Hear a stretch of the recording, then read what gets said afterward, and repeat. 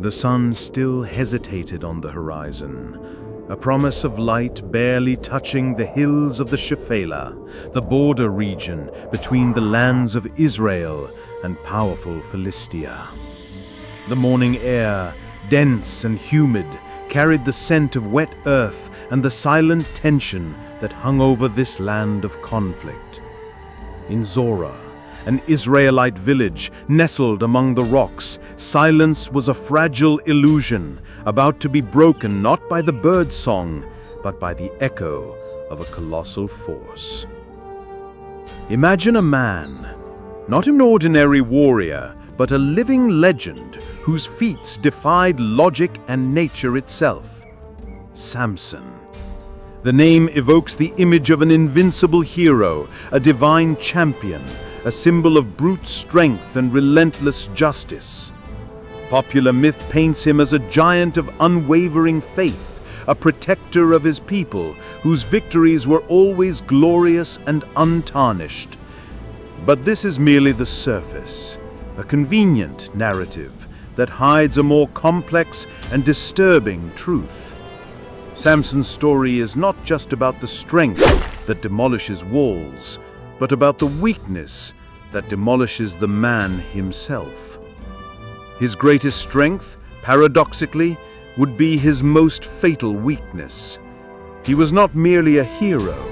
He was a man of overwhelming passions, of uncontrollable impulses, a walking paradox whose life was a dangerous dance between divine gift and self-destruction.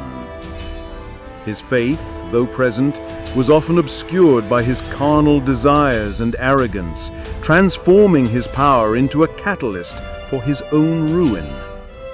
To understand Samson's tragedy, we need to delve into the era of the Judges, a chaotic and fascinating period in Israelite history, approximately between the 12th and 11th centuries BCE.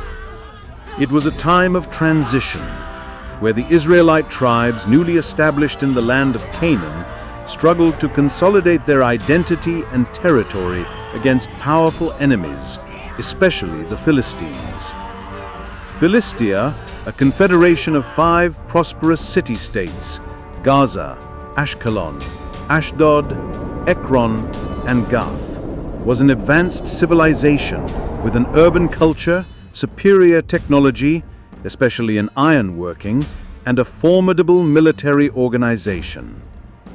In contrast, the Israelites lived in more rural and tribal settlements, with an agrarian economy and a decentralized social structure, governed by charismatic leaders, the judges, who emerged in times of crisis.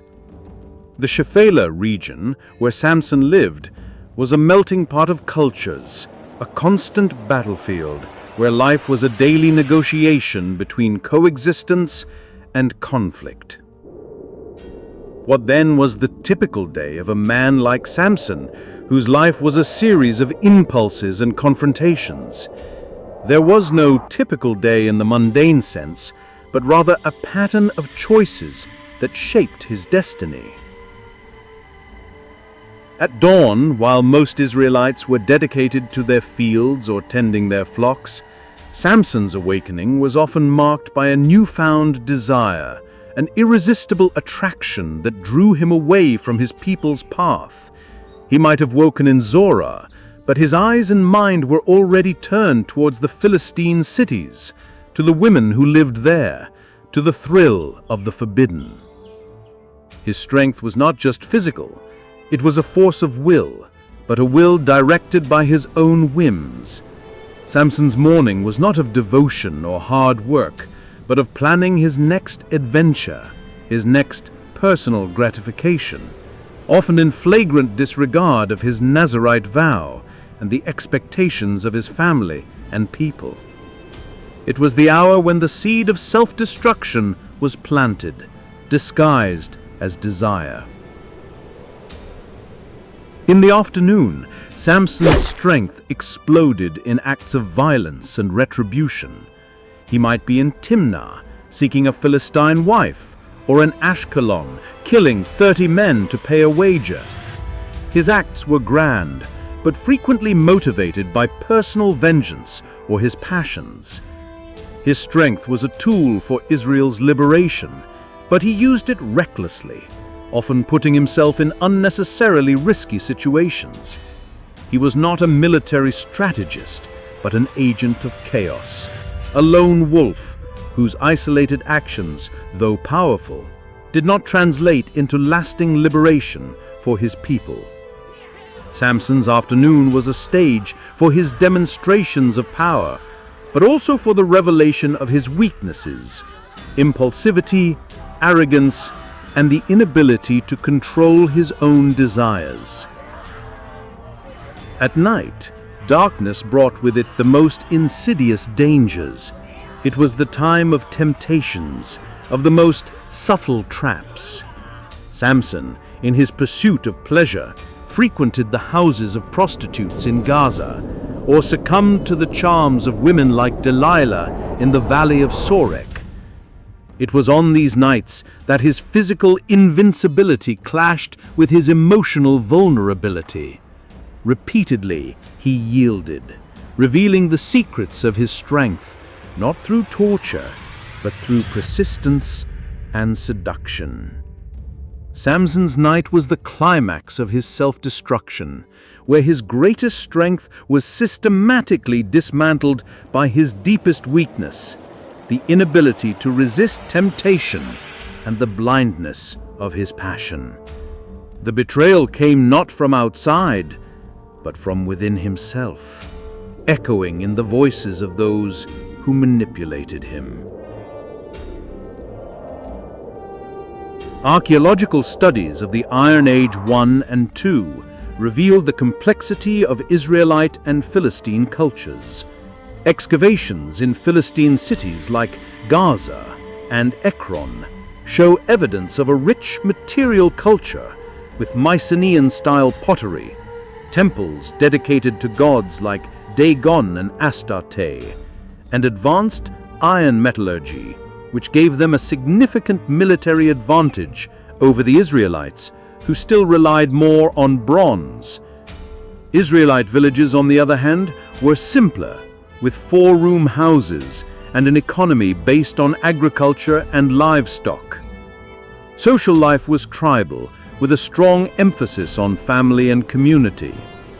The Nazarite vow, like Samson's, was a religious practice involving abstinence from wine, not cutting hair, and avoiding contact with the dead, symbolizing a special dedication to God. Breaking these vows was seen as a grave transgression. Philistine culture, with its banquets, riddles, and rituals, was a striking contrast to Israelite simplicity, and Samson, through his choices, lived on the border of both worlds. Food was based on grains, olives, grapes, and livestock products.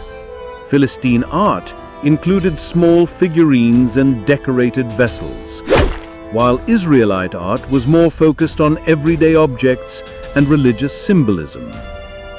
The social organization of the Philistines was centralized around their city lords, while the Israelites were led by elders and, in times of war, by judges.